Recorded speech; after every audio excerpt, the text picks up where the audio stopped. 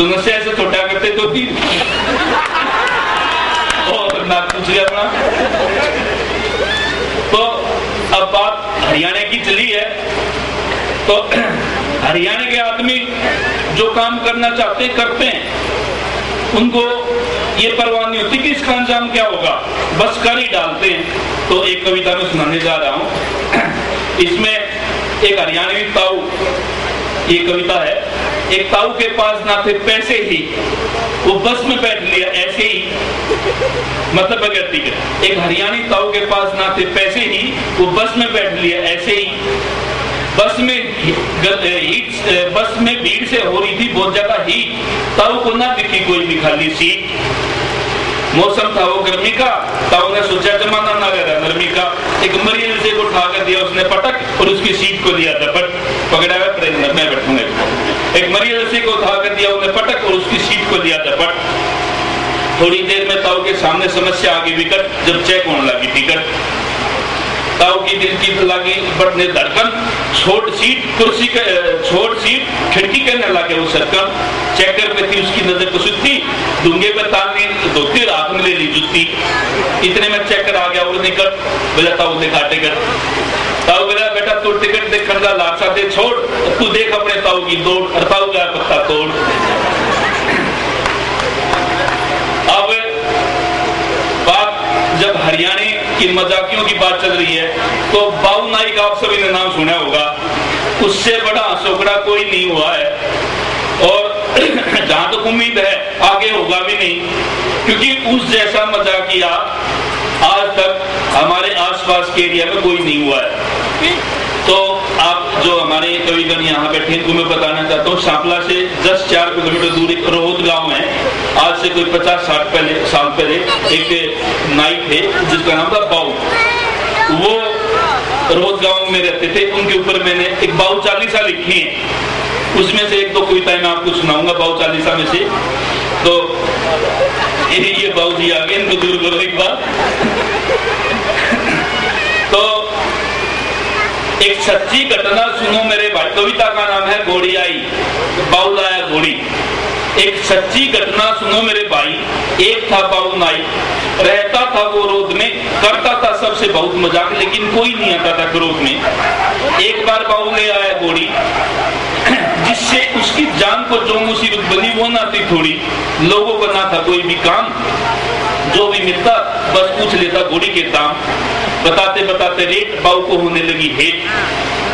तभी उसके मन में आई एक ऊद बिन शरारत, तभी उसके मन में आई एक ऊद और बाऊ कुएं में गया कूद। एक ऐसे कुएं में कूदा जिसमें गट्टो गट्टो पानी था, एक दो को दिखा के कूदा। तभी बाऊ के मन में आई एक ऊद और कुएं में गया कूद। लोगों ने उसको बाहर निकालने में लगाया काफी दम, लेकिन बाऊ भी ना था किसी से कम। कहने लगा पहले पूरे गांव को कुएं पर करो इकट्ठा। एक बहुत जरूरी बात बतानी है, इसे समझना ना मेरा कथा। थोड़ी देर में कुएं पर पूरा गांव हो गया इकट्ठा। लोग कहने लगे अब तो बाहर आ जा मेरे भाई। बाऊ ने ऊपर नजर उठाई, कहने लगा सुन लो सारे गांव के लोग लगाई, घोड़ी 60 रुपए की आई। अगर दोबारा किसी ने पूछा तो समझो उसकी सम्मत आई। तो एक और सुनाता हूं बाऊ चालीसा में से। तो एक बार बाऊ गया खरखोदा, देना था उसने छोरी का सीधा, और वहां पहुंचते छोरी बोली राम राम मेरे भाई, आजा बैठ ले चारपाई, ग्राहकी से रेता उताई। और बैठते ही बाऊ ने चारों तरफ दौड़ाई नजर, बहुत छोटा घना था उनका घर। उसके मन में तभी आई एक बात, कैसे कटेगी तेरी रात। उसको जिंदा होगी घर जितना छोटा तू किस होगा रात में। तभी उसके मन में आई एक बात, कैसे कटेगी तेरी रात। मौसम था वो पाए का, जाटा पड़े था चारे का। छोरी थी वह घनी चातर, करी उसने बाऊ की चौकी खातर, यानी उसको घी बुरा खिलाई तो बाऊ राजी हो गया। फिर बोली छोरी बाहर सो जा तू मेरे भाई, इतना मोटी सी दे दूंगी रजाई। बाऊ मान गया, अच्छी घी बुरा खवा रखी थी। बाहर जाटा पड़ा था हाड़ तोड़, और जगह जगह से टूटी पड़ी थी बाऊ की सोड़। वैसी सोड़ थी उसमें तारे गिरने से जगह से थोड़ा थोड़ा की रुई, बाकी केवल लैप था उसका। बाहर जाटा पड़ा था हाड़ तोड़, जगह जगह टूटी पड़ी थी उसकी सोड़। बाऊ जाटे आके उसकी के होता, तारे गिर गिर का तीरा हुई जब बोल, छोरी ने सुना एक शोर। बाऊ रहा था भाग और कुत्ते रहे थे उसके पास लाग, और लाठी पर टांग रखी थी उसने गिल्ली सोड़, और कुत्तों से बादर मिला रखी थी होड़। छोरी बोली नो कर मेरे भाई बोले बरपाई तो न मोटी दे दी घड़ी रचाई, और इसमें लोकर की भी थी घड़ी मोटी तय, और पसीने में गया मैं बह, और बहते बहते जोड़ में मैं पहुंच गया बेचारा। और कुत्तों ने सोचा मुझे अपना चारा, सोचा कोई लाश पड़ी है, अबे शोर सुन के मैं जाग लिया, और ठाके तेरी सोड़ उड़ी मैं बांध लिया, और ले बेबे पकड़ अपनी सोड़, कुत्ते बहुत नजदीक आ रहे तुमने अपनी दौड़। ये सारी सच्ची घटनाएं हैं भाई। आप ताली और हंसने में थोड़ी कंजूसी कर रहे हो। मैंने पहले एक शर्त रखी थी, तो आपकी कंजूसी के ऊपर मुझे एक कविता और सुनाता हूं मैं। तो हमारे मंडी के अंदर ज्यादातर बनिया भाई हैं, इसलिए एडवांस में पहले माफी में बनियों पे सुनाऊंगा कविता। तो माफी इसलिए मांग रहा हूं क्योंकि मैं जैसे ही यहाँ से बनियों को कविता सुनाऊंगा, हो सकता बनिया मेरे को कूटे, तो इसलिए भाई पहले माफी। तो एक बनिया की कंजूसी पे कविता सुनो। एक बनिया था बड़ा कंजूस, चाय में गिरी मक्खी को भी लेता था चूस। कंजूस था वो इतना चोखा, हर चीज से बनाना चाहता था खोखा। खोखा मीन एक वो जो 1 लाख करोड़ जितने वो कहते हैं, शायद मुझे पूरी एक्यूरेट फिगर तो नहीं पता है, बस 1 करोड़, हाँ चलो।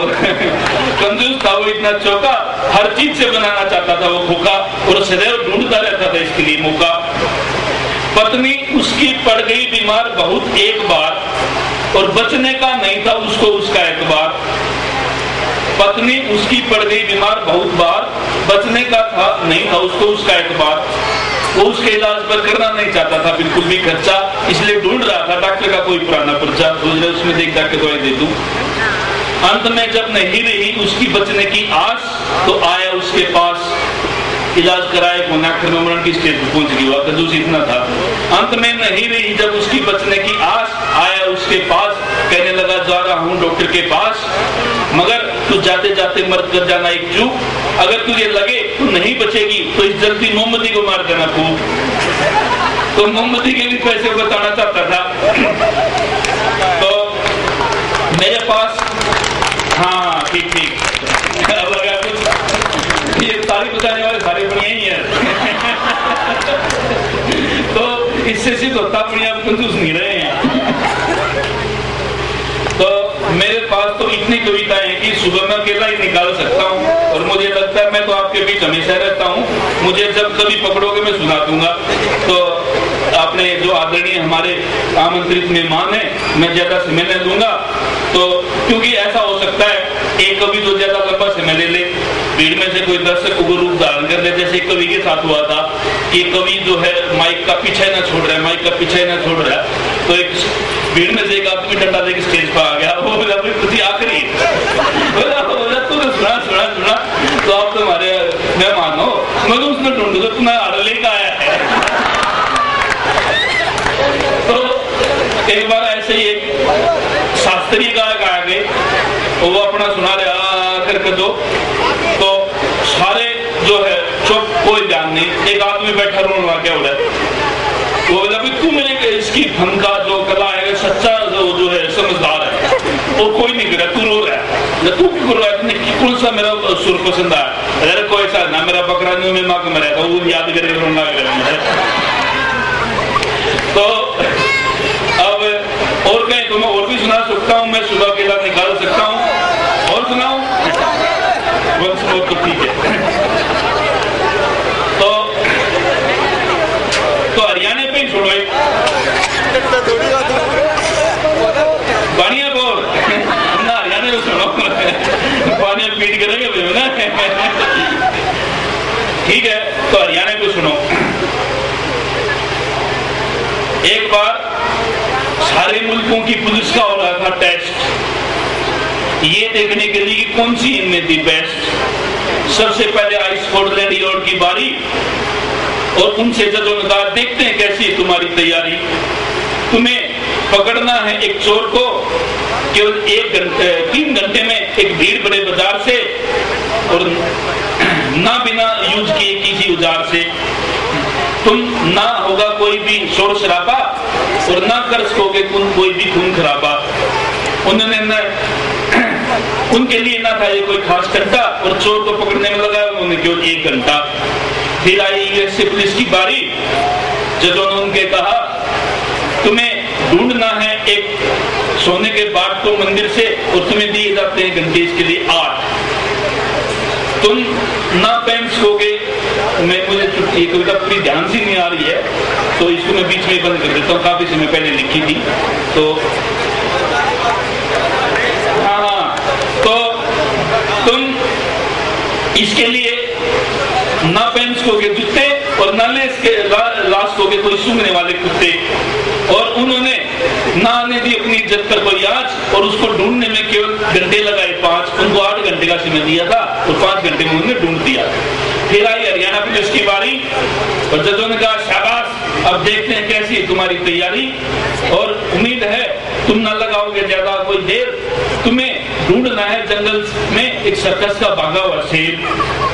तो दिन बीता, घंटे बीते, बीत गया अगला दिन, उनकी कोई भी ना थी खोज।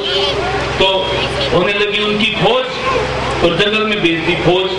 जंगल का रास्ता था बड़ा तंग, और जैसे ही वो मिले तो ढूंढने वाली फौज उनको देख के रहेगी दंग। तो उन्होंने एक रीछ को पेड़ पर टांगा हुआ था, एक उल्टा एक रीछ को, और थोड़ी सी लाइन में दोबारा सुनाता हूँ। उन्होंने एक रीछ को पेड़ को उल्टा टांगा हुआ था, और जोर जोर से उस पर रहे थे चीख, और बुरी तरह रहे थे उसको पीट। बोलने में ना लगा तू ज्यादा देर, जल्दी से कबूल कर ले, तू ही है शेर। ठीक है जी। अब मैं अपने आमंत्रित जो कवि होते हैं उनको समय दूंगा। धन्यवाद, जय हिंद। मैं तो फिर कभी याद डॉक्टर साहब ने बड़ी अच्छी अच्छी कविता आपको सुनाई। थोड़ा समय का जो ध्यान रखना पड़ेगा हमें। डॉक्टर राजेश कशिश जी, बाणिया की कंजूसी की बात बता देता हूँ। बाणिया कैसे होते हैं? रणतू बाणिया और उसका बेटा भत्तू बाणिया। देखो क्या बात होती है। रणतू ने अपने बेटे भत्तू को पड़ोसी से आयोडेक्स लेने भेजा। जा बेटा, पड़ोसी मत्थू से जाके आयोडेक्स की शीशी ले आ। भत्तू गया, आगे बताया बापू पड़ोसिया ने आयोडेक्स ला दी, बोले खत्म हो रही थे। रणतू बोला साले बहुत कंजूस है, अपनी अलमारी में दरिया भाई काट ले।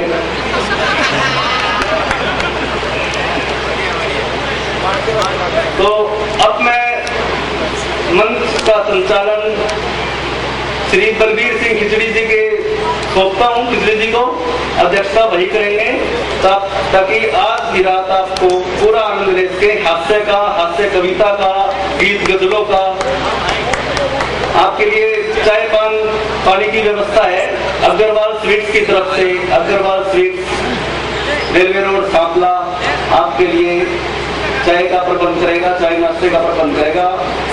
लेकिन आप अपनी सीटों से ना उठें, अधूरा बीच में छोड़ के ना जाएं। मेरा निवेदन है कृपया पूरा प्रोग्राम ध्यान से सुने और आनंद लें। श्री बलबीर सिंह जी खिचड़ी जी। डॉक्टर साहब की कविता सुनकर ताली बजाती, बहुत अच्छा किया। ये आपने एक बुद्धिमानी का काम किया। क्यों? कारण क्या है कि ऐसे समझदार लोग कहते हैं, कवि ऐसे कहते हैं कि भाई डॉक्टर से और भगवान से कभी बैर नहीं करना चाहिए।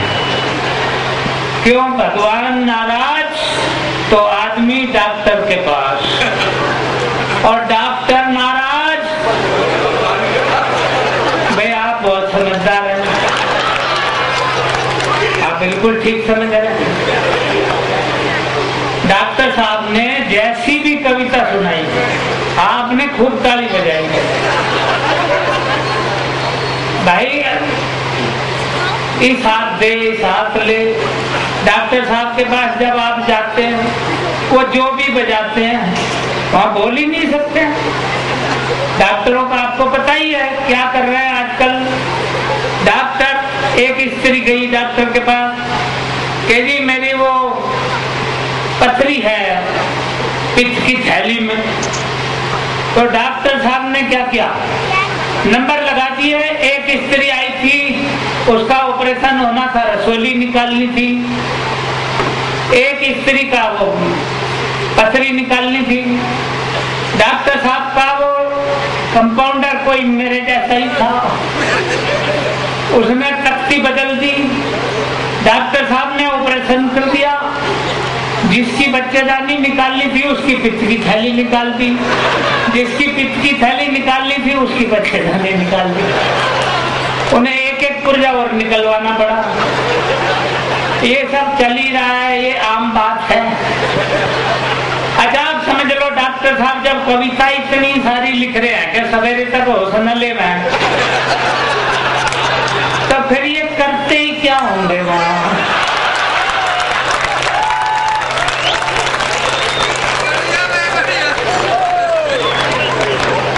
अच्छा आपका तो भविष्य चौपट है ही है, पर कवियों का भी चौपट ही कर रहे हैं भाई। जब ये सापला में खुद ही कविता कर लेंगे तो हम क्या ऐसी तैसी करवाना होंगे भाई। देखो ये पढ़े लिखे लोगों का काम है और मैं पढ़ा लिखा आदमी हूँ। अच्छा दिखाई भी दे रहा होगा। अच्छा जो आदमी होता है लगना भी तो चाहिए। देखो दिमाग का काम है ये, और इससे सिद्ध होता है दिमाग मेरे पास है। देखो कैसे पता चलता है। डॉक्टर साहब ने शुरुआत की है, मेरी नहीं है इसमें कुछ भी, पर याद आ रहा तो जो याद आता रहेगा। धार्मिक आदमी हूँ, अच्छी अच्छी बातें सुनाऊंगा आपको। कि मैं बस में चढ़ गया, मेरे बराबर में एक सज्जन आए सूटकेस लिए हुए हाथ में, और बराबर में सूटकेस रख के मैं दो सवारी वाली सीट पे बैठा, शीशे के पास हम, इधर वो बाबूजी बैठ गए और सूटकेस बराबर में रखा, और बस में कोई सीट खाली नहीं।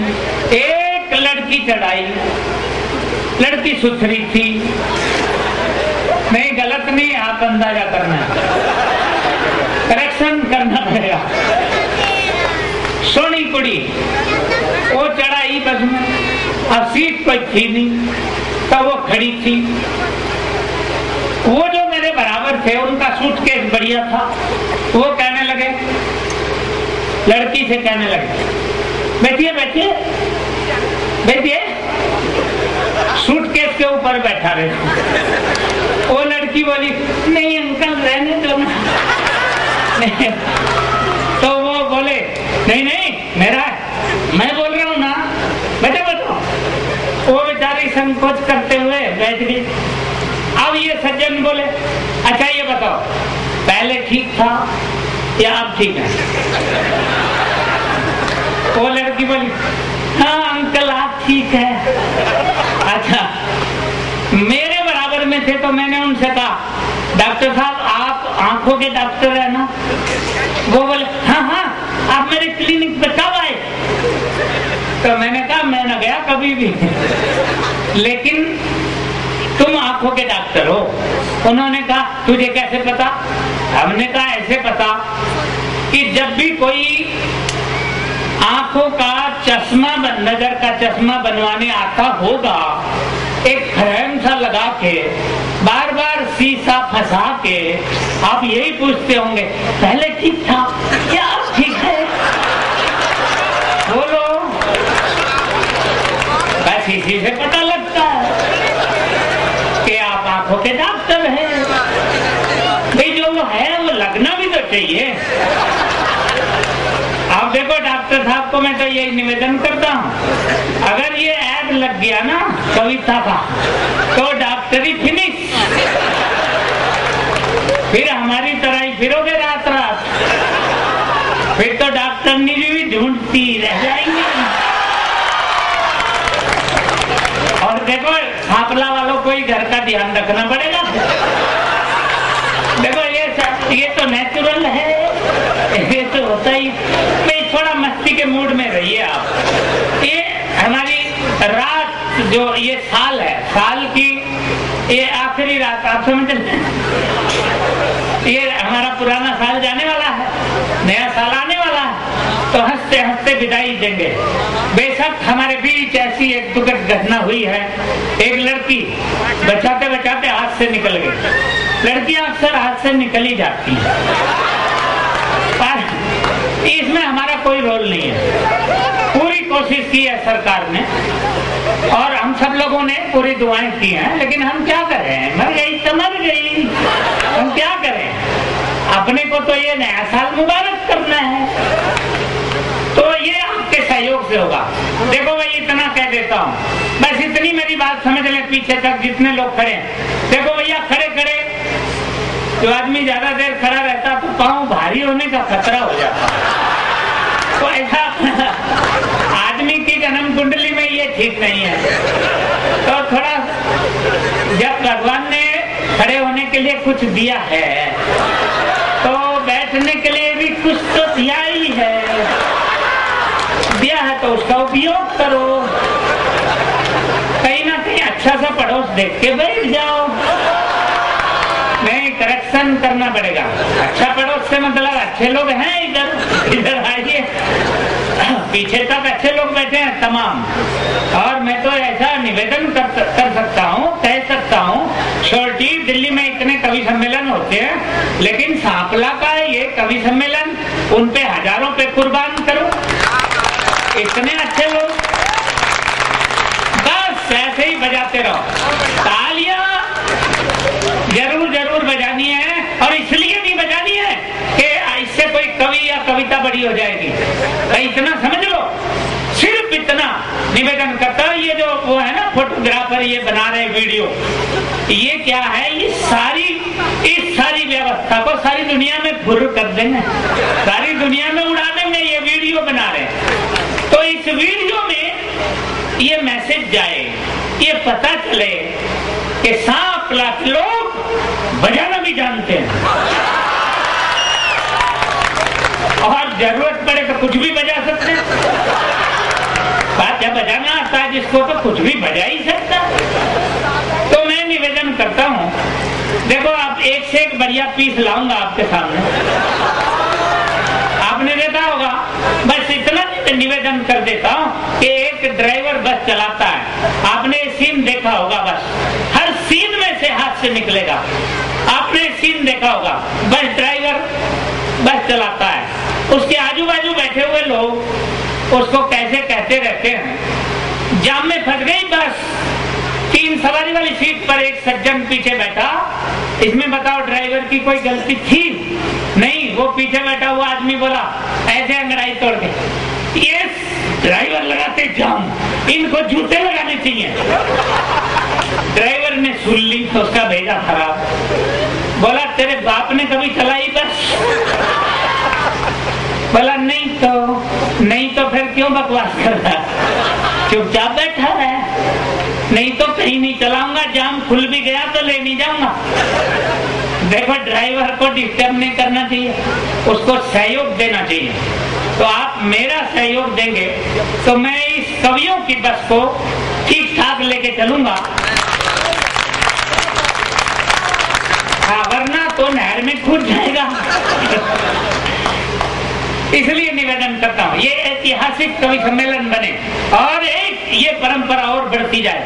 मैं इसलिए, जिन्होंने अभी तक जो एक एक पीस यहाँ ला रहे थे, आपने देखा जैसे उनके पास चले आए लेकिन क्या कि हम अब उन्हीं से निवेदन करते हैं, अब वो कुछ करके दिखाएं, खुद चला के दिखाएं कैसे चलता है। तो मैं निवेदन करता हूं, आप बस जोरदार तालियां बजाकर उनको निवेदन करें। अंतर सोहिल हास्य कविता के लिए आ रहे हैं, जोरदार तालियों से स्वागत। ना मैं डॉक्टर हूँ, ना कवि हूँ और ना पढ़ा लिखा हूँ।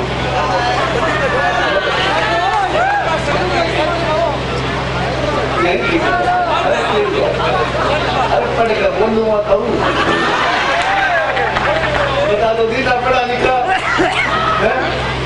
और किसी हमारी घराली है, चित्र दिखा ले गया उन्हें, टिकट ले ली, लाइन में लग गए एंट्री के लिए, तो वे तलाशी तुलसी ना दे मशीन लगा के देखे दे तलाशी लगा के और इसका भाई तक जा फिल्म निकल जाएगी फिल्म निकल जाएगी आगे आगे अंदर के वो जो गार्ड थी सिक्योरिटी गार्ड और बोली वेट प्लीज बोली 80 किलो आज करेंगे करके भाई तो भाई जो है हमारी कढ़ाई तो वेट का मतलब 80 किलो तो अपना वजन बता दिया एक दो बात आपको सुना देता हूँ। सुनाई बात है, आपने नहीं सुन रखी हो तो मजा आएगा और सुन रखी हो तो फिर ताली बजा दी हो मेरा बजा जाएगा मन में मजा देगा बढ़िया।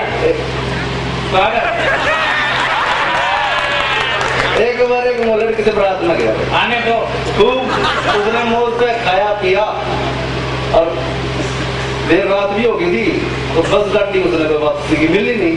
उसने सोचा ले भैया देख लूं सोन की जगह और ने देखने लग गया भाई तो खाट खटोली कुछ बिस्तरा मिल जा तो मैं लौट जाऊँ। वो थोड़ा टेंट ताकि चाल कर एक गाड़ में बढ़ गया। गाड़ में एक खाट बिछी और उस पर एक ताऊ सो रहा। उसने देखा ताऊ सो रहा है और खाट पर बोला ताऊ थोड़ा हाथ रख ले और मैं भी लौट जाना इस पर। ताऊ बोला अरे डिंगड़ इस पर तू किस तरह लौट जाएगा। बोला ताऊ तू थोड़ा हाथ रख ले बस इस तरह मैंने बहुत जोर की नींद आ रही है मैं इस तरह लौट जाएगा। ताऊ बोला भाई ना बने इसका बात ना बने। ताऊ तू थोड़ा सा बस बाई बाई का सो जाएगा मैं बोला तू बाई बाई का सोचते है हाँ ताऊ बाई बाई का सोच तू बोला देख वो मेरा डोगा जरा तू भी सो जा भाई पे सोचते तो धोखे भी सोचते हैं। तो आपके सामने दो रचनाएं मैं रखना चाहूंगा 4-4 पंक्तियों की है। पत्नी बोली मोलड़ दे जुआ खेलना छोड़ दे बहुत बुरी चीज से अब बसे बसाए घर तोड़ दे। मोलड़ बोला राजा के बेटे हम राजपूत की जात सा धर्मराज भी खेला करता महाभारत की बात से। क्या होता है आजकल के बच्चे हम लोग भी ग्रंथों का सहारा लेके और मतलब अपने ऐप जो होते हैं ना कुछ ऐप उसमें ग्रंथों का सहारा लेके उदाहरण देने लगते हैं। मोलड़ बोला राजा के बेटे हम राजपूत की जात से धर्मराज भी खेला करता महाभारत की बात से। तो मोलड़ पत्नी ने उसको कैसे समझाया इसमें हास्य भी है और आप लो इसका मजा। ग्रंथ आते शिक्षा लेके अच्छे कर्म करने चाहिए ऐब तो ऐब हो जाए ऐसे काम नहीं करने चाहिए। महाभारत की तू बात करे से एक मिसाल मैं भी दे दूं द्रौपदी की तरह मेरे भी 5 पति होने चाहिए। तो मतलब ग्रंथ हमारे शिक्षा देने के लिए है ना कि मतलब उनका उदाहरण लेकर हमने गलत चीज सीखनी चाहिए। सब्जे में बैठे कबूतर कबूतरी को चौक लड़ाते देखकर पत्नी ने कहा अजी इन पंछियों को देखो कम से कम इनसे ही कुछ सीखो। एक आप हैं कि मुझसे ढंग से बात भी नहीं करते छुट्टी वाले दिन भी घर में काम नहीं करती। मैंने कहा भाग्यवान शादी के 10 साल हो गए हैं और बच्चे भी बड़े हो गए हैं।